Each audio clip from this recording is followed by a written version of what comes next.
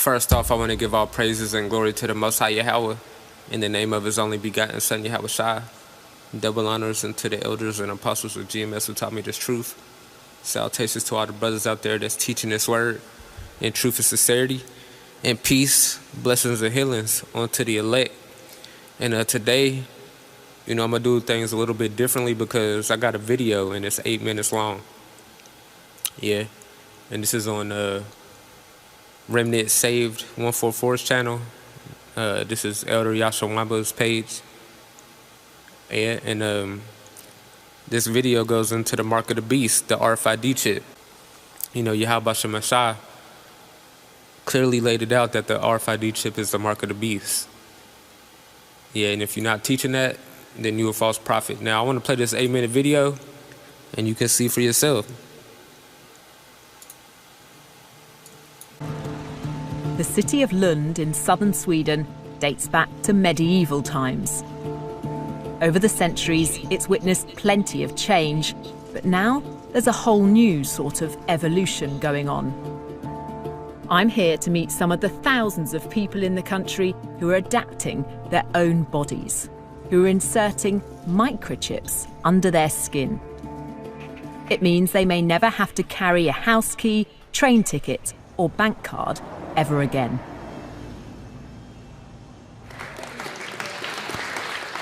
This is a microchipping party.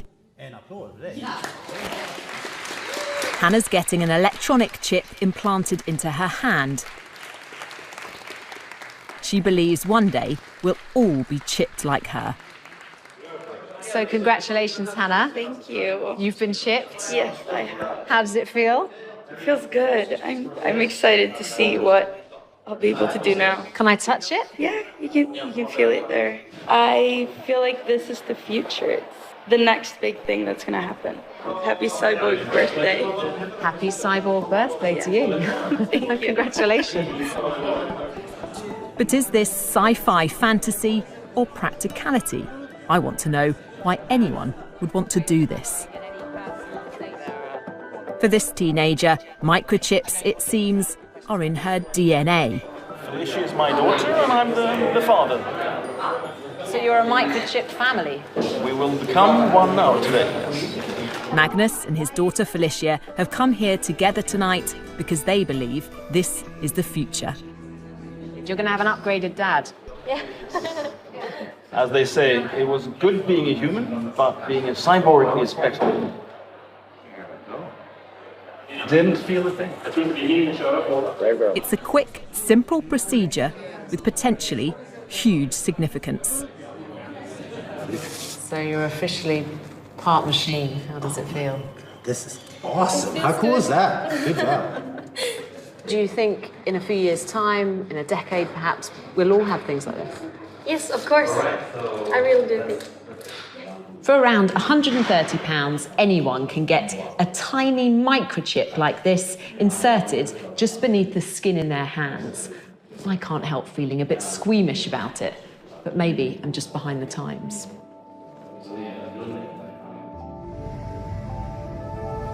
It's the morning after, and I'm about to catch up with Felicia and her dad Magnus as they get to grips with their new existence. So when you woke up this morning, was it the first thing that came to your mind? How did you feel? I felt a little bit strange because now I'm a cyborg and it feels pretty cool.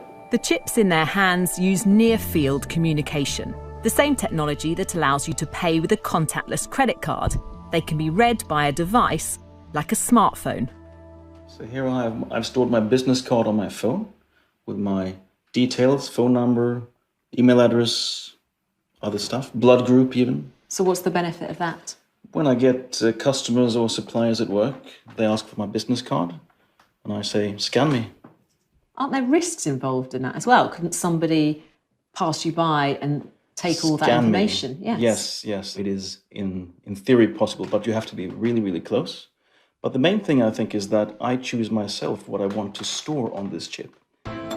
The people I've met so far don't seem to have any concerns about blurring the lines between man and machine. Hannes has made it his mission to convince more of us to get microchipped. He's what's known as a biohacker, someone who wants to improve their body with technology. What's wrong with just having contactless payment cards? We've all got phones, we've all got a set of keys. What's the point? The point is to reduce the hassle of exactly these things. Isn't that just the ultimate laziness? No, it's convenience.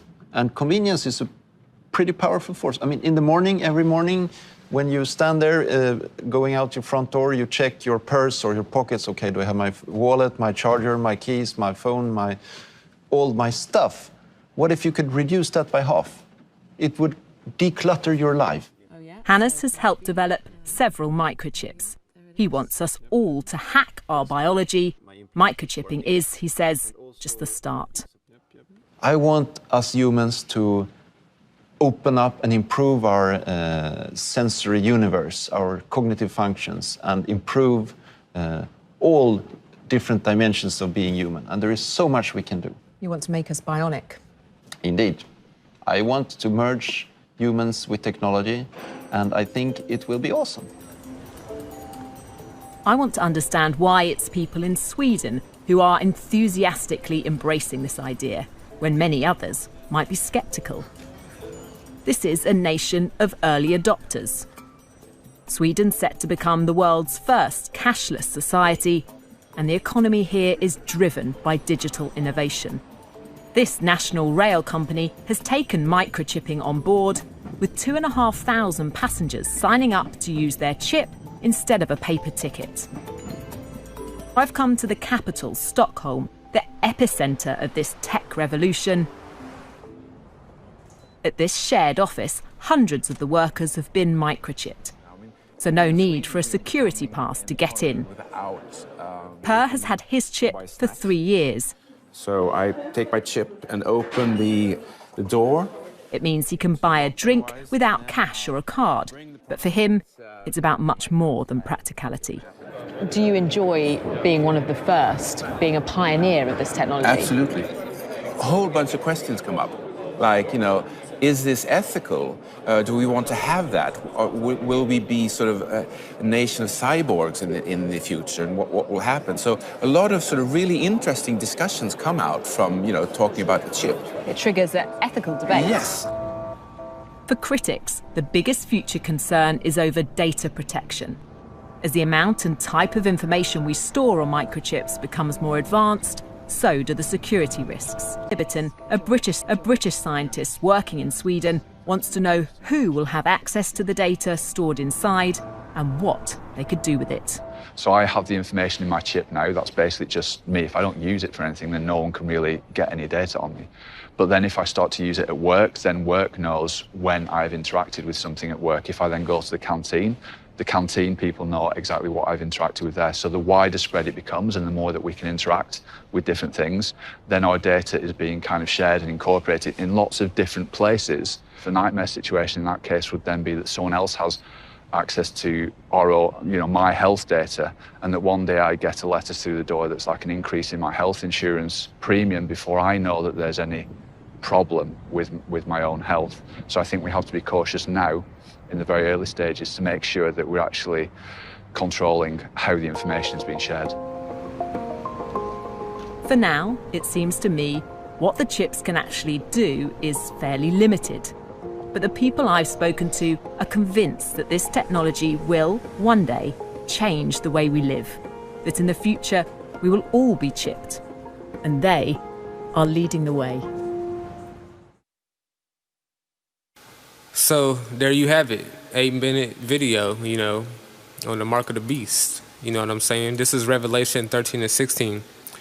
And he calls us all, both small and great, rich and poor, free and bond, to receive a mark in their right hand or in their foreheads, and that no man might buy or sell, save he that had the mark or the name of the beast or the number of his name. And this mark is talking about a physical mark,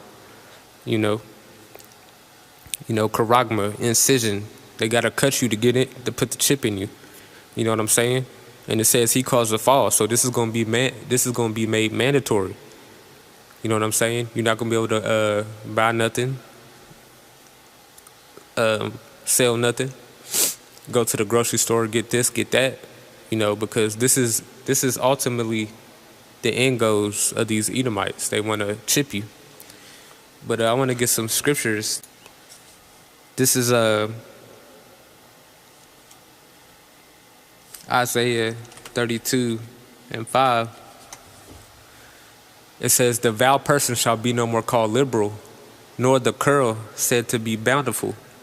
For the vile person will speak villainy." This is talking about Esau, vile. You know, he's a vile person. "And his heart will work iniquity." And this is working iniquity, pushing this RFID chip. You know, normalize it, making it look great and shit. "To practice hypocrisy and to utter error against the Lord." You know, this is blasphemy, man.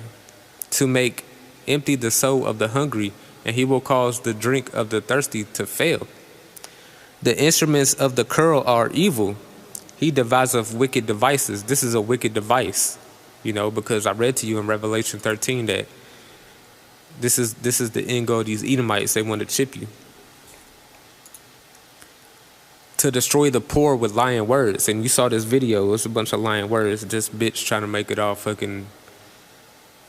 She's trying to present it to you in a way that it's not bad, but it is. "Even when the needy speak of right. But the liberal deviceth liberal things, and by liberal things shall he stand." So this device is evil, point blank, period. And this is Psalms 64:2. "Hide me from the secret counsel of the wicked, from the insurrection of the workers of iniquity." You know, this is the counsel of the wicked pushing out this RFID chip. This is what they want to do. You know, go look up Aaron Russo. You know, he was talking to the Rockefellers, and they were saying that this is the end goal of the elites, who whet their tongue like a sword and bend their bows to shoot their arrows, even with bitter words, that they may shoot in secret at the perfect. Suddenly do they shoot at him and fear not.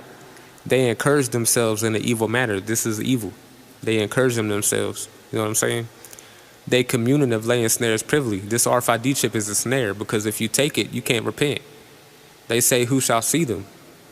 They search out iniquities. They accomplish a diligent search, both the inward thought of every one of them, and the heart is deep. You know, the heart is deep for these Edomites and wickedness, because they know Revelation 13:16, and they know that that's talking about them pushing the RFID chip. The heart is deep. They still gonna do it. You know, they can't escape it. "But Yahweh shall shoot at them with the arrow. Suddenly shall they be wounded." You know, so they shall make their own tongue to fall upon themselves. All that see them shall flee away. And make their own tongues fall upon themselves can be represented by this video. Their own tongue is falling upon themselves because this is revealing their plans. Yeah. And, you know, I want to get the scripture. If you do take it, it's over for you. This is Revelation 14:9. "And the third angel followed them, saying with a loud voice, If any man worship the beast in his image, and receive his mark in his forehead or in his hand," this is talking about what we just watched, this RFID chip, "the same shall drink of the wine of wrath of Yahweh, which is poured out without mixture into the cup of his indignation. And he shall be tormented with fire and brimstone in the presence of the holy angels and in the presence of the Lamb." So you're going to be hit with nuclear missiles in front of the angels and in front of Yahweh, who people ignorantly call Jesus Christ. You know, but you know, it's just crazy, everything that's going on. You know, we're almost out of here. And double honors unto the elders and apostles of GMS who taught me the truth and call Halal, Yahweh, Bahashem, Yahweh Shai, Bahashem, Rahach, Kodash.